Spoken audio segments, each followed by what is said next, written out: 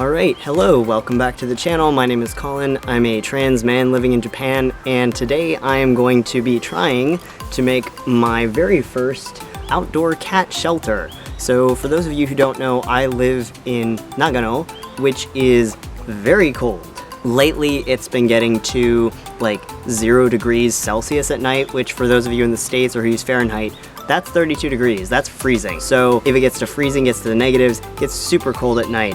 I can see my breath inside the house. And in this area, it's very rural, so we actually have quite a few feral cats living out here. I have seen a couple of them running around.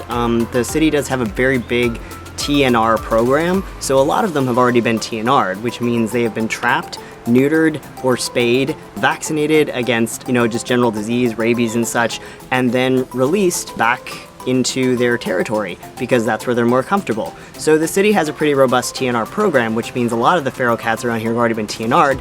If you feed them, if you shelter them, they're not going to create more kittens, but, where are they going to take shelter? So that is something that I want to try to address, and I'm going to try to make my very first outdoor cat shelter today out of a styrofoam box, which is about 1,300 yen, which is about 12 USD. So without further ado, let's go ahead and see if I can make this thing.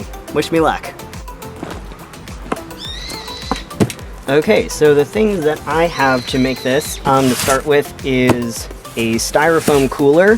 This was pretty cheap, and this one is on the big size. Now, one thing I did read is that you don't want to get a cooler that is like too big. A bigger one is good for multiple cats, they can snuggle together, but if you have one that is too big and a single cat is in there, that means their body heat is going to disperse. It's not going to stay with the cat to keep them warm. So if you do have just 1 or 2 cats in the area that you want to create a shelter for, you want to be mindful of how big your cat shelter is, because bigger is not necessarily better. The other thing that I got is straw. Now, a lot of people's first instinct when, creating a warm place for a cat is to use towels, right? Towels or blankets, fleece. But towels will soak up water, and the water will freeze and it won't keep the cat warm. So actually what you want to do is you want to get straw. So I did get a big bag of straw. I am really hoping that I got enough. It was pretty cheap, about, what was it, $5? So I got different colors of duct tape, so gonna put some around the entrance just to keep it secure. I might, put some around to decorate it, kind of make it camouflage so it looks less obvious. So I've got a box cutter, cut the doorway in it, and I got this from Daiso, dollar store. And this is supposed to be so you can decorate something to look like wood, but I actually got it so I can put it on the bottom so when the cats go in there, their claws don't scratch it up. And I also got, surprisingly from Daiso, these, which are supposed to be for storing things, keep them off the ground so they they get air and they don't get humid.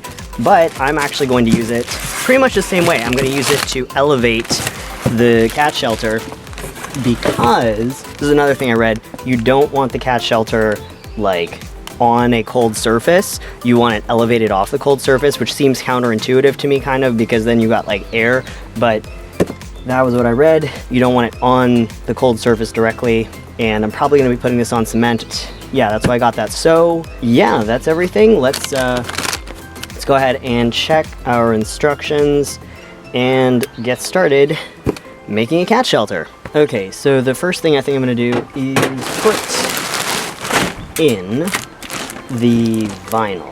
I will do this well, or I will do this terribly, but let's cut to a montage while I do this, shall we?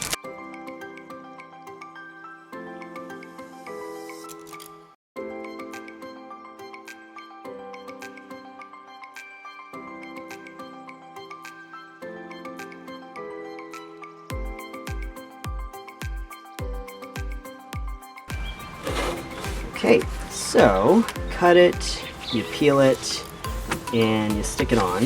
So I'm gonna just get the edge here first.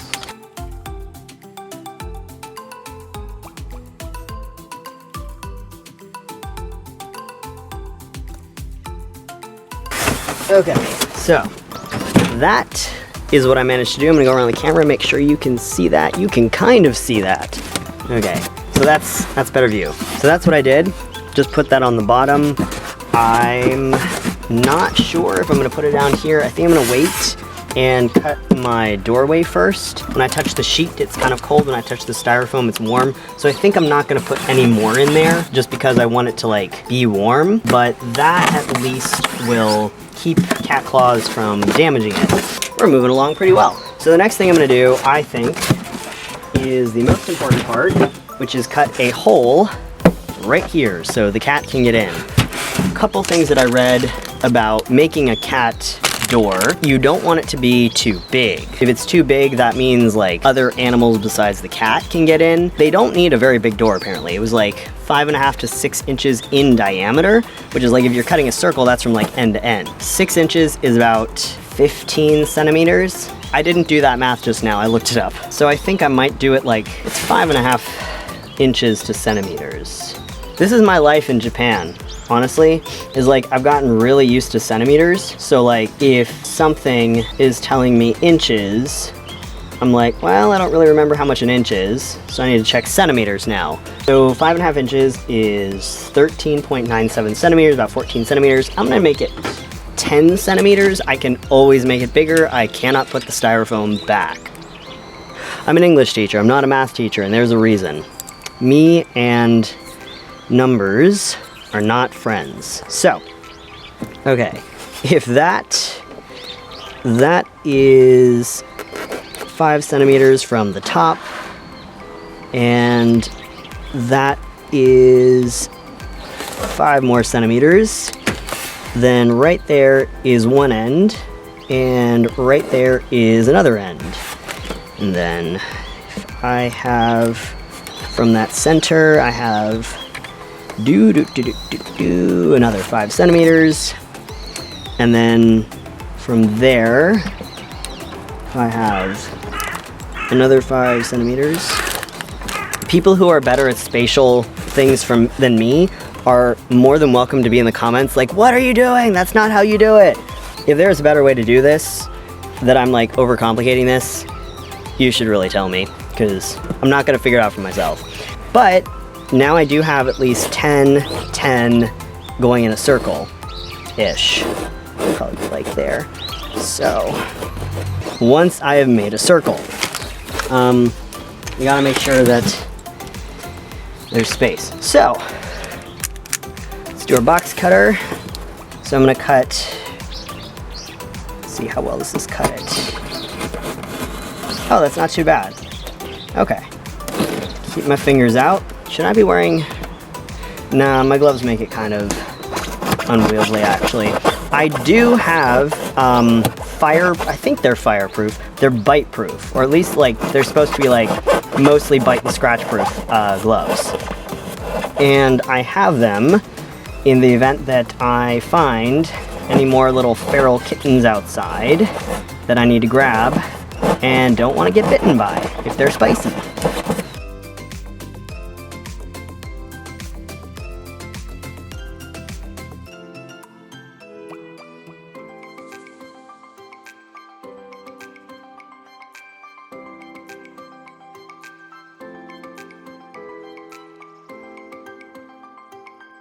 Okay, that's at an angle.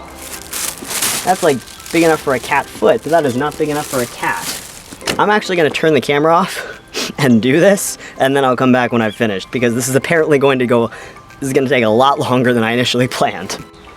Okay, so finally got it to a nice size. I did end up getting my measuring tape just to make sure I was getting the dimensions right. And then I had my assistant check the size. Snacks. Snacks for cats. You want a cat snack? Yeah? Right? All right. Did you get it? Can you get back out? Oh, yay! Thank you. What a good boy. So now that we know that a cat can go in and out of it, let's get to reinforcing it. While I was moving it around a lot, I ended up banging it a lot. which was not great.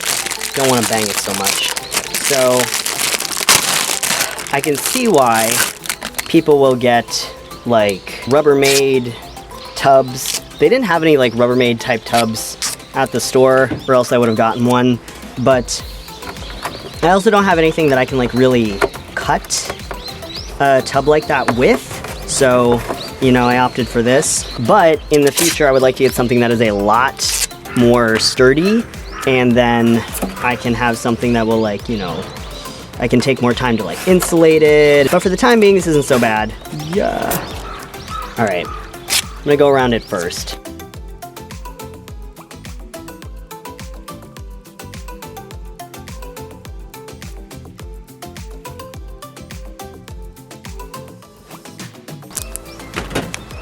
Oh God, I don't know if you can see how dry my hands are, but they're very dry.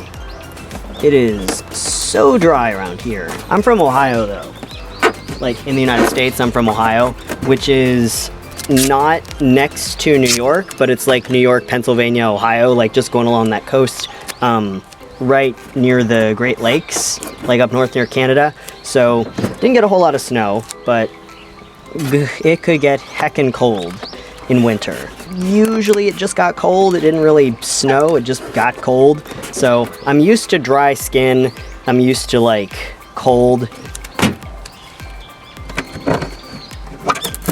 Apparently I'm going to be doing this for a while, so I'm just gonna cut the camera again and come back to you when I've actually finished.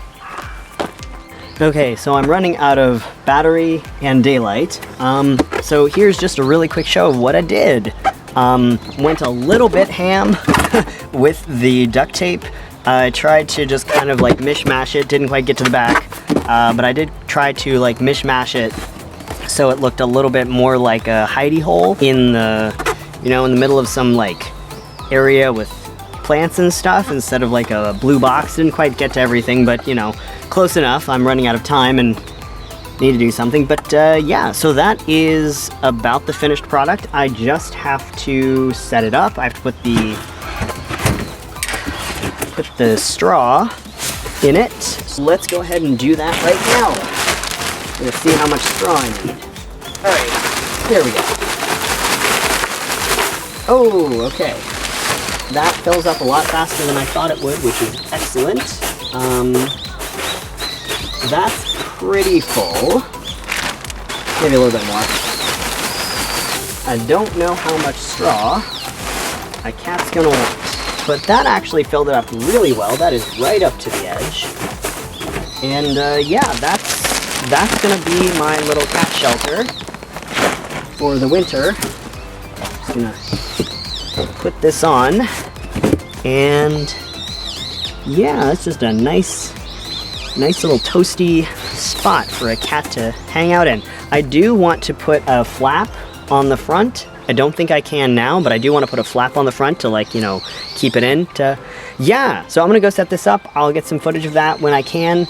And thanks so much for joining me on this adventure of putting together an outdoor cat shelter for a community cat. Thanks for watching. Like if you enjoyed this video. If you'd like to hear more about feral cats and community cats, please subscribe if you would like to encourage me to keep this up and keep making more videos. And please comment down below what you thought of the video, if you have any feedback, if you have any information about community cats and stuff in your area, and let me know if there's any other kind of videos you want me to make next. So thanks so much for joining me. I'm gonna go set this up, and I'll see you next time. Bye. So here is the finished product. It's not beautiful, but it's quite sturdy. You know, it's facing a corner, so we don't use this. It's too old, so we don't use it. So that's not going to be blowing any air on the cats. But yeah, so it's, you know, it's got like a tarp. I got some rocks, put them on here, put a brick on top, keep it sturdy. I'm hoping that the irregular shape on top will mean that like no wild animals will sit on top of it and attack cats coming in and out. I'll check it maybe tomorrow, you know, see if any cats have gone in it, if I can tell.